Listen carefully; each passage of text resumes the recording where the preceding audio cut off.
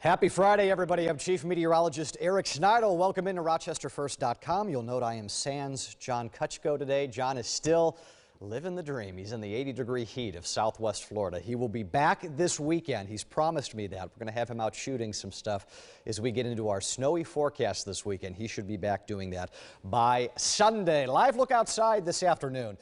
It's cold. You probably didn't need me to tell you that. We are 15 degrees at the airport in Rochester. This live shot is from Charlotte. That's the view from the Charlotte Lighthouse overlooking parts of Ontario Beach Park and Lake Ontario, where we have noted some of those ice balls have formed back on the lake, and that's what you get when you've got temperatures that are down this low. We're pretty much teens area-wide. We got a wind chill to speak of, too. That'll drop the feels-like numbers down to 8 in Rochester, 6 in Penn. Ithaca feels like 1. It is 1 below. Southeast in Binghamton, that's where the real core of the cold air is. This is your Friday evening. This is a night on the town for some of you. You're going to have to dress warmly for this. It's only going to get colder up until about midnight. We're going to flip the switch on this after that. But I do think we end up down several degrees colder than where we are now by 8, 9, 10 o'clock. So we will call this tonight forecast teens for everybody through the night. But single-digit wind chills will again be prevalent. They will again be common. We are largely precip-free, minus a stray lake flurry. That'll be the extent of any kind of fun. Radar is really quieted down around here. The morning we still had some of those lake effect snow bands. All of those have moved on out. The entire state of New York this weekend has some kind of a winter headline. Vast majority of the state, and that's all of our viewing area here for WROC, those are winter weather advisories. These in pink are the bigger ones. Those are the winter storm warnings. Remember, advisories are the lower end impacts.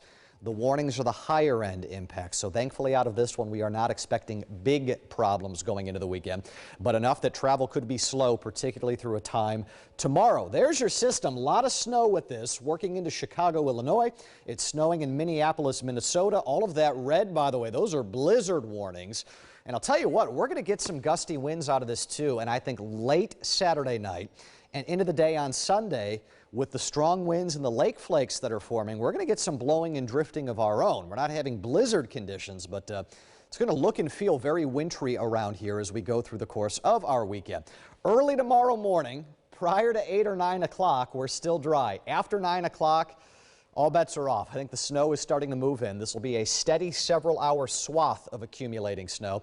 Look at the air temperatures by 4:30 to 5 o'clock. We're now knocking on freezing's door. That will take that snow, turn it to sleet, and then turn it to rain. A plain cold rain as temperatures late Saturday night end up surging into the upper 30s to near 40 degrees briefly before more snow wraps back around with that colder air coming back in. Projected snowfall accumulations this weekend. 1 to 4, I think, is going to be the vast majority of you outside of your more traditional snow belt spots. So those of you in eastern Wayne County, Wolcott points east, getting into Oswego, you're going to get more than that. But I think in and around Rochester, we're looking at 2 to 3. We got a 2 to 4 swath painted there to cover our bases. South of the Thruway, getting into parts of the Finger Lakes, I think there's more mixing with sleet that gets involved there.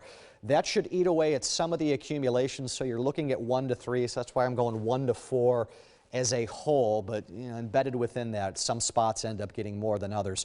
From an impact standpoint, though, for a lot of us, this is a low impact weekend. We can stand to see a few inches of snow. Not a big deal for us. I do think there could be some accumulation on roadways. Crews should be able to keep up. Know if you've got somewhere to go tomorrow, especially late morning into the middle part of the afternoon, it will probably be slow, but it's not going to be a dangerous drive. It's not going to be an impossible drive.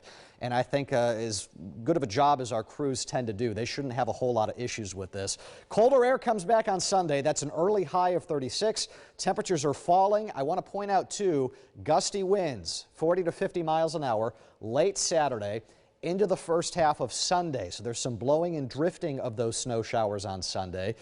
Minor additional accumulations expected with that, and I think we just keep it cold with scattered lake effect snow showers as we go into the early part of next week. We'll have your next update on TV. Me and Adam Chodak. We'll see you in about 20 minutes.